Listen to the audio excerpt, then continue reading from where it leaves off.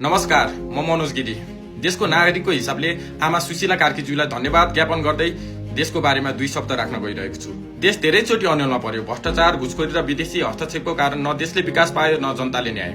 देश सधैँ अन्यलमा नै परिरह्यो। कहिले कांग्रेस आयो, कहिले माओवादी त कहिले एमाले। जुन जोगी आए पनि कानै चिरे चाहिँ। यिनीहरूले देशको परिवर्तनको बारेमा कहिले पनि सोचेनन्। धेरै आन्दोलन भयो। कहिले राणा शासन फालियो, कहिले पञ्चायत त कहिले राजा। अहिले फेरि देशमा कलिला बालबालिका जेन्जीहरूको आन्दोलन र बलिदानले वर्षौंदेखि देशमा कुशासन चलाएर बसेका नेताहरूको पत्ता साफ गराएर नयाँ पार्टी घण्टी बालेनलाई देशको हातमा सुम्पिने निर्णय भएको छ। चुनाव पनि भयो, जित पनि निश्चित छ।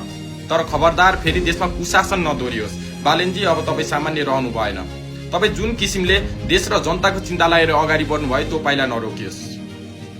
पद र पावरको लोभमा मन नबदल्नुहोस्। अब तपाईँ जनताहरूको अभिभावक बन्दै हुनुहुन्छ। तपाईँले भने चाहिँ एउटा जिल्लामा रहेको समस्याको समाधान अर्को जिल्लाबाट पूरा गर्नुहोस्। खल्तीमा पैसा नहुनेले शिक्षा, स्वास्थ्य सरल रूपमा पाउन्। बेरोजगारीहरूले आफ्नो दक्षता अनुसारको उचित तलब पाउन्, ताकि आफ्नो देशको जनता विदेशी नपरोस्। तपाईँले भने चाहिँ देश अमेरिका र स्विजरल्यान्ड जस्तो नभएर नेपाल जस्तो होस्। देशमा शान्ति सुरक्षाबाट जनता वञ्चित नहुन्। अबको 5 वर्षमा देशमा काया पलट भएको हेर्न पाइयोस्।